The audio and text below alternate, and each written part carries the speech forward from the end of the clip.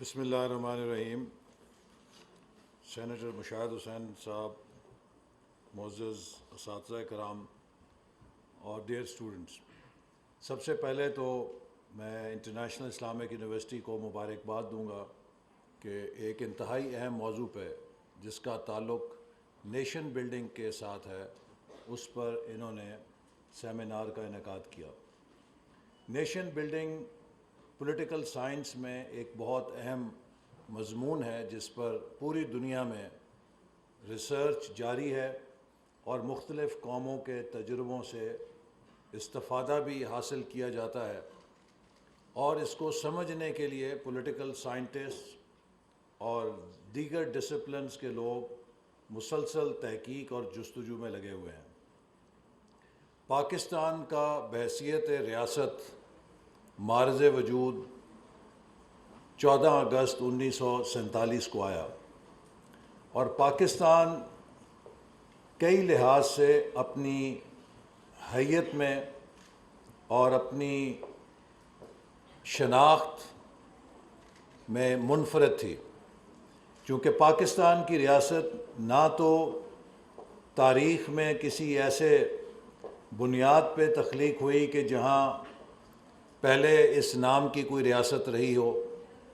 نہ ہی پاکستان کی ریاست جغرافیے کی بنیاد کے اوپر تخلیق ہوئی، نہ ہی پاکستان کی ریاست ایتھنک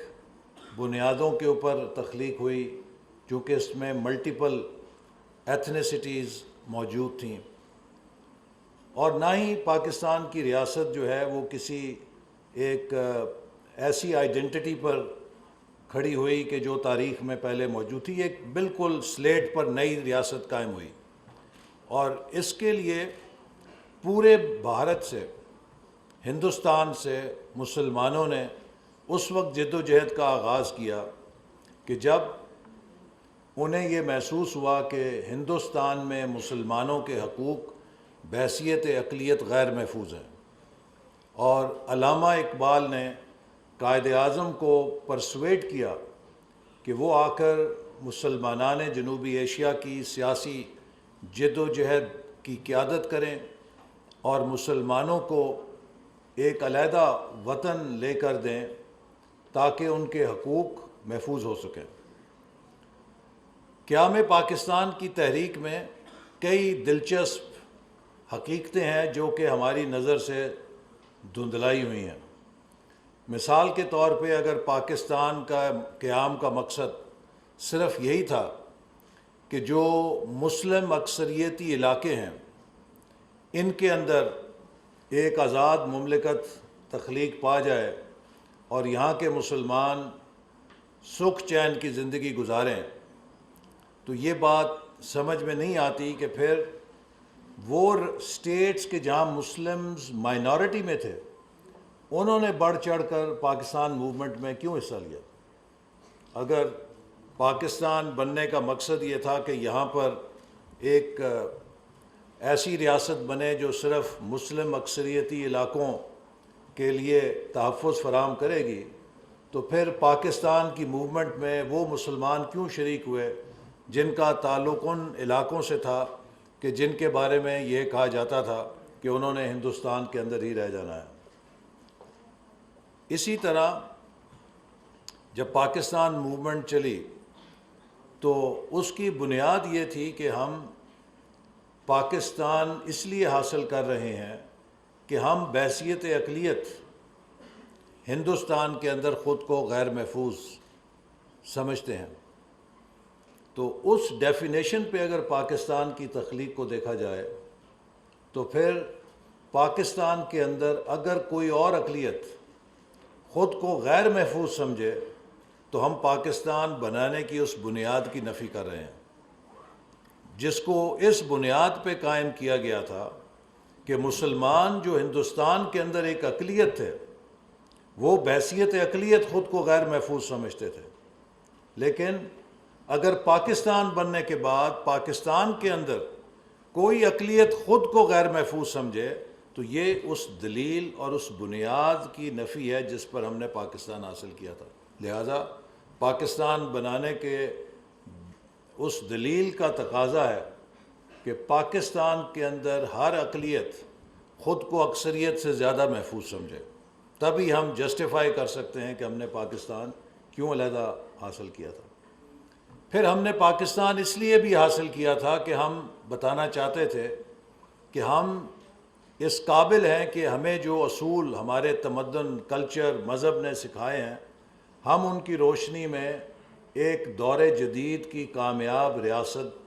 بنا کے چلا سکتے ہیں۔ ہمارے اندر یہ صلاحیت ہے کہ ہم دور جدید کی ایک جدید ریاست قائم کر کے اسے ثابت کریں گے کہ ہم انٹائٹلڈ ہیں کہ ہمیں ایک علیحدہ ملک دیا جائے۔ بدقسمتی سے وہ ملک بننے کے 25 سال کے بعد ہم آدھا حصہ گنوا بیٹھے، اور میں آپ کے ساتھ ضرور یہ بات شیئر کرنا چاہوں گا کہ یہ واقعہ تحریک پاکستان کے ایک بزرگ عثمان جوگے سئی صاحب نے ایک محفل میں سنایا، ایک عوامی میٹنگ میں۔ انہوں نے کہا کہ جب ہم 14 اگست کو قائد اعظم پاکستان بن گیا تو انہیں مبارکباد دینے گئے، تو قائد اعظم کسی بات پہ پہلے مسکرا رہے تھے۔ ہمارا نوجوانوں کا ڈیلیگیشن جب انہیں مبارکباد دینے کے لیے گیا تو وہ کسی خوشگوار موڈ میں تھے، اور جب ہم نے انہیں مبارکباد دی تو وہ ایک دم سنجیدہ ہو گئے، اور انہوں نے کہا کہ آپ کو معلوم ہے کہ یہ وہ پاکستان نہیں ہے جو ہم چاہتے تھے، ہمیں ایک مورچہ ملا ہے اور ہم اس مورچے سے اصل پاکستان حاصل کریں گے۔ چونکہ آپ کو معلوم ہے کہ آخری وقت تقسیم ہند کے اندر دھاندلی کے ذریعے، فراڈ کے ذریعے کشمیر ہم سے چھین لیا گیا۔ اسی طرح اور کافی علاقے مشرقی پنجاب کے جنہیں پاکستان کے ساتھ شامل ہونا چاہیے تھا وہ بھی چھین لیے گئے۔ اور تحریک پاکستان کا شاید ایک اور واقعہ بھی آپ کو معلوم نہیں ہوگا کہ جب پنجاب کے اندر اسمبلی میں ووٹ ہوا کہ پاکستان بننا چاہیے یا نہیں بننا چاہیے، تو اس پہ ووٹ برابر ہو گیا۔ تو اس ووٹ کے اندر کاسٹنگ ووٹ کس نے کاسٹ کیا؟ وہ پنجاب اسمبلی کے مسیحی سپیکر تھے ایس پی سنگھا، انہوں نے پاکستان کے حق میں ووٹ ڈالا تو پنجاب اسمبلی سے قرارداد پاس ہوئی۔ اسی طرح یہ بھی بات ہمیں نہیں بتلائی جاتی کہ جب قیام پاکستان بن رہا تھا تو جو مسیحی برادری تھی اس نے باؤنڈری کمیشن کو لکھ کر دیا کہ آبادی کی گنتی کے اندر ہمیں مسلمانوں کے ساتھ پاکستان کی تقسیم کے لیے شمار کیا جائے۔ اگر مسیحی برادری اپنا وزن ہمارے ساتھ نہ ڈالتی تو شاید پاکستان کا جغرافیہ اور مختصر ہوتا۔ تو لہٰذا یہ ایک ملٹی ریلیجس، ایک ملٹی ایتھنک اسٹیٹ اور ریاست بنائی گئی جس کے اوپر کچھ کامن مقاصد تھے کہ جس کے ذریعے ہم پاکستان میں رہنے والے ہر شہری کو اس کے بنیادی حقوق کا تحفظ دیں گے، ہم پاکستان کے ہر شہری کو معاش کا تحفظ دیں گے، اور ہر شہری کو انصاف مہیا ہوگا۔ ریاست کی بنیاد ایک رومانس کے اوپر ہوتی ہے، اور وہ رومانس اس کے شہری اور اس کی ریاست کے ڈھانچے کے درمیان کچھ اعلیٰ اقدار کے اوپر ہوتا ہے، اور وہ ویلیوز جسٹس کی ہوتی ہیں، وہ ویلیوز سیکیورٹی کی ہو سکتی ہیں، وہ ویلیوز پراسپیرٹی کی ہو سکتی ہیں۔ کچھ اعلیٰ اقدار ہیں کہ جن کے اوپر اس ریاست کے شہری اپنے رنگ، نسل، مذہب سے بالا تر ہو کے کسی کامن ایجنڈا کے اوپر مل کر ایک کلیکٹیو آئیڈینٹی کے اندر خود کو سموتے ہیں۔ لیکن اگر وہ ان کی اجتماعی شناخت دھندلا جائے تو پھر ان کی انفرادی شناختیں ابھرنا شروع ہو جاتی ہیں، اور وہ تقسیم در تقسیم کے عمل میں چلے جاتے ہیں۔ پاکستان کو کسی ٹینک کے ذریعے کسی توپ کے ذریعے، کسی میزائل کے ذریعے حاصل نہیں کیا گیا۔ پاکستان کا قیام 1946 کے بیلٹ کے نتیجے میں معرض وجود میں آیا تھا۔ تو پاکستان کا جو ڈی این اے ہے قوم کا، ریاست کا، اس کی اساس بیلٹ کے اوپر ہے اور ایک جمہوری اور سیاسی جد و جہد کے اوپر ہے۔ لہٰذا اس ریاست کی بقا کا تعلق بھی اسی ڈی این اے کے ساتھ جڑے رہنے سے ہے کہ جس کے اوپر اس کی اساس قائم ہوئی تھی۔ پاکستان بلٹ کے ذریعے نہیں بنا تھا، پاکستان بیلٹ کے ذریعے بنا تھا، لیکن بدقسمتی سے پاکستان بننے کے کچھ عرصے کے بعد پاکستان کو بیلٹ کے راستے سے ہٹا دیا گیا، اور جب پاکستان میں غیر جمہوری اور غیر نمائندہ حکومتیں آئیں تو انہوں نے اس سوسائٹی کے اندر، اس ملک کے اندر جس میں ملٹی ایتھنک سوسائٹی تھی اور ڈفرینٹ آئیڈینٹیٹیز تھیں، ان کے درمیان تقسیم کو فروغ دیا، اور ہاریزونٹل لیول پہ بھی تقسیم ہوئی اور ورٹیکل لیول پہ بھی تقسیم ہوئی۔ ہم تاریخ میں 1960 کے عشرے کو بہت یاد کرتے ہیں کہ بڑی اقتصادی ترقی ہوئی، لیکن وہ اقتصادی ترقی ایک غیر نمائندہ ڈکٹیٹرشپ کے اندر ہوئی۔ اس کا نتیجہ کیا ہوا؟ اس کا نتیجہ یہ نکلا کہ ایک طرف ہاریزونٹل ان ایکوالٹی نے جنم لیا اور دوسری طرف ورٹیکل ان ایکوالٹی نے جنم لیا۔ جو ہاریزونٹل ان ایکوالٹی تھی اس نے مشرقی پاکستان میں یہ احساس پیدا کیا کہ اس پاکستان کے اندر ہمیں ہمارے حقوق حاصل نہیں ہیں، اور وہ 10 سال کا جو ترقی کے عمل نے جو ایک ہاریزونٹل ان ایکوالٹی پیدا کی تھی، اس نے مشرقی پاکستان کو 1971 میں علیحدہ کر دیا، اور جو ورٹیکل ان ایکوالٹی پیدا ہوئی تھی اس سے سوسائٹی کے اندر ہیوز اور ہیو ناٹس میں اتنا زیادہ فرق پڑ گیا کہ سوشلزم کا نعرے نے زور پکڑا، اور نیشنلائزیشن جو ہوئی 1971 کے بعد، اس نے پوری 1960 کی جو انڈسٹریلائزیشن کا سفر تھا اس سارے کو رول بیک کر کے گراؤنڈ زیرو کر دیا۔ تو ہم نے اس 10 سال کی ترقی کے عوض پاکستان کو مضبوط ہوتے نہیں دیکھا، چونکہ وہ ایک غیر نمائندہ یا نان انکلوسیو ترقی تھی۔ اس ترقی نے جو ڈسٹورشنز پیدا کیے، ایک ڈسٹورشن نے مشرقی پاکستان توڑ دیا، اور ایک ڈسٹورشن نے اس 10 سال کی جو ترقی تھی اس سارے کو رول بیک کر کے گراؤنڈ زیرو پہ لا کے کھڑا کر دیا۔ تو لہٰذا جو بات میں عرض کر رہا تھا کہ پاکستان کا ڈی این اے بیلٹ کے اوپر ہے، پاکستان کا ڈی این اے ایک جمہوری عمل کے اوپر ہے، اور اسی جمہوری عمل کے ساتھ وابستہ رہ کر ہم اس ملک کو اتحاد اور وحدت دے سکتے ہیں، اور ہماری جو انفرادی شناختیں ہیں ان کو بھی ہم ایک بڑی شناخت میں اسی جمہوری عمل کے ذریعے سنتھسائز کر سکتے ہیں۔ اور اس کی میں ایک مثال اور آپ کو دینا چاہوں گا کہ گلگت بلتستان میں روایتی طور پہ ہمیشہ مذہبی تقسیم ہوتی تھی، اور وہاں پر سنی، شیعہ، آغا خان، اس طرح کی تقسیم اتنی شدید تھی کہ ان کے درمیان فسادات ہوتے تھے، اور درجنوں درجنوں افراد ان مذہبی فسادات میں ہلاک ہو جاتے تھے۔ لیکن جب گلگت بلتستان میں جمہوری عمل بحال ہوا تو اس جمہوری عمل کے نتیجے میں یہ دیکھا گیا کہ جو انفراد ان کی مذہبی شناختیں تھیں، سنی، شیعہ یا آغا خانی، وہ سب سیاسی شناختوں کے اندر ضم ہونا شروع ہو گئیں، اور پھر ادھر کی جو سیاسی جماعتیں ہیں ان کے اندر ایک ملٹی ایتھنک یا ملٹی ریلیجس انٹیگریشن کے نتیجے میں ایک نئی سیاسی شناخت آئی جو ان کی ایک چھوٹی شناخت سے ہائر لیول کی شناخت تھی، جس نے وہاں پر معاشرے کو اور سوسائٹی کو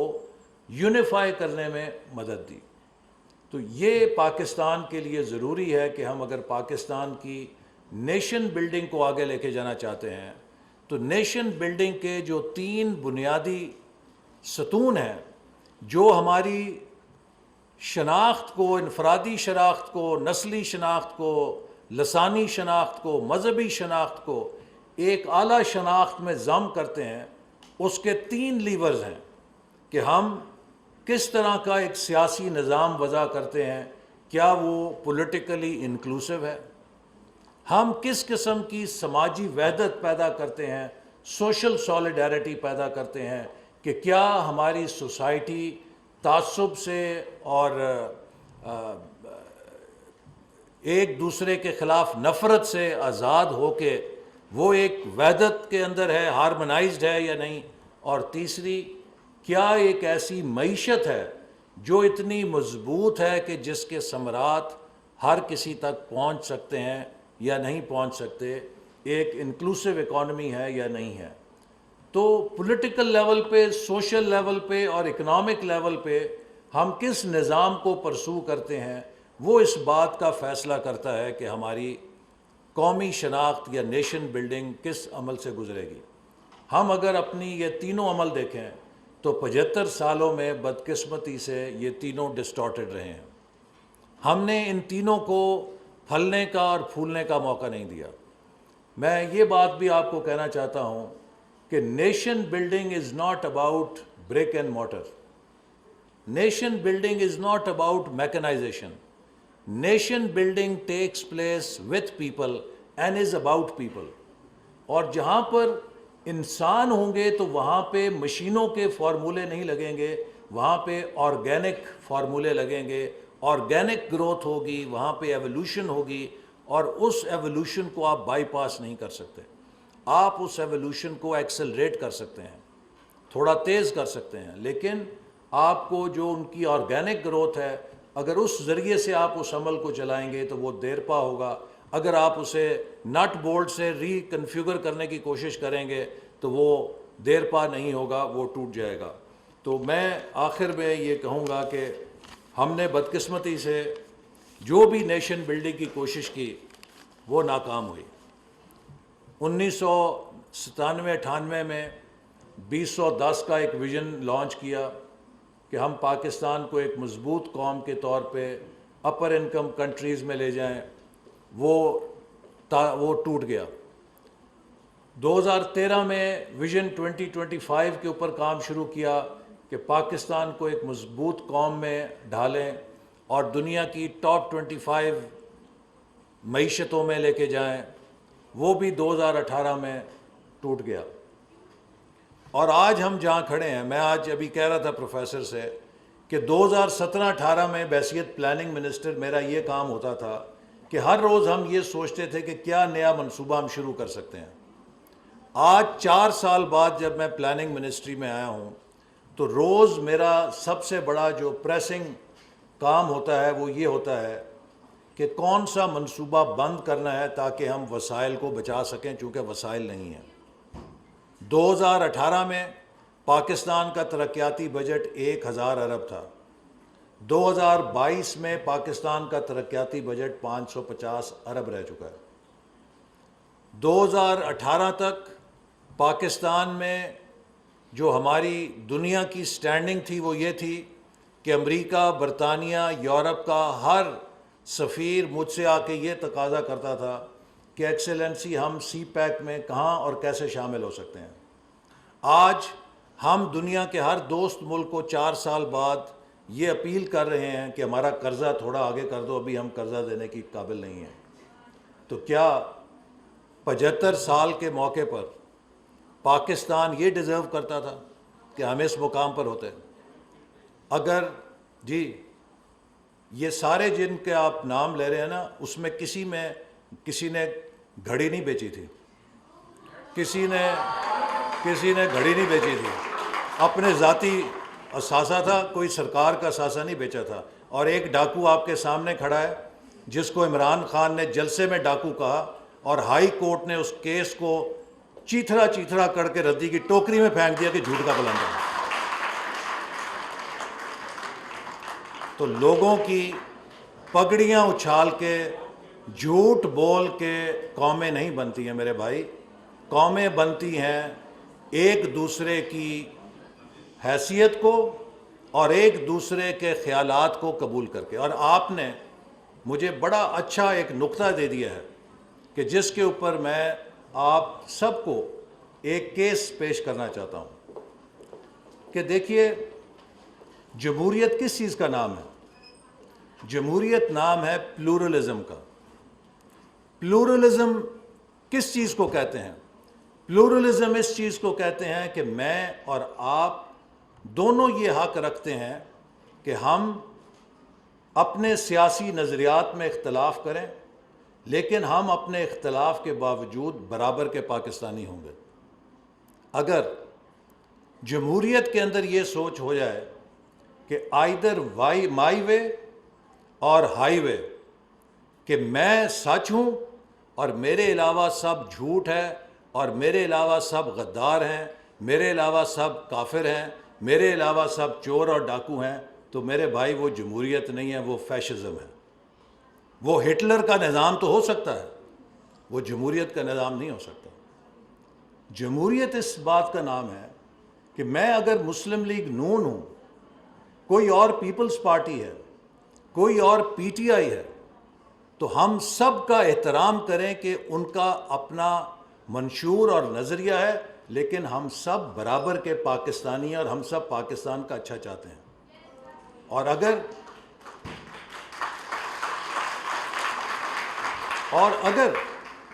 اگر ہمیں یہ کوئی پیغام دے کہ مجھے مانو اور میرے علاوہ سب سے نفرت کرو، تو پھر یہ کام تو وہ ہے کہ جو ہٹلر نے جرمنی میں کیا تھا، اور اس کا نتیجہ بھی ہمارے سامنے ہے کہ ہٹلر کا کیا انجام ہوا تھا اور جرمنی کا کیا انجام ہوا تھا۔ دیکھیے، انسان کو اللہ تعالیٰ نے اشرف المخلوقات بنایا ہے، اور اس اشرف المخلوقات کو اس لیے بالادستی دی ہے کہ اللہ تعالیٰ نے ہمیں عقل سلیم دی ہے، اور یہ جو عقل دی ہے، اس کے اندر بھی ایک وائرس آ جائے تو جیسے کمپیوٹر میں وائرس آ جائے تو وہ کمپیوٹر ناکارہ ہو جاتا ہے، اس کمپیوٹر میں جو مائنڈ کمپیوٹر ہے، ایک وائرس آ جائے تو یہ بھی انسان کو اشرف المخلوقات سے حیوان بنا دیتا ہے، اور وہ وائرس ہے ہیٹ اور پریجوڈس کا۔ میں آپ کو یہ بات اس لیے کر رہا ہوں، آپ نوجوان ہیں، آپ کے ہاتھ میں پاکستان کا مستقبل ہے۔ میرے پیٹ کے اندر وہ گولی ہے جو ایک نوجوان نے اپنے دماغ کی نفرت کی بنا پہ مجھ پہ چلا کے میری جان لینے کی کوشش کی تھی۔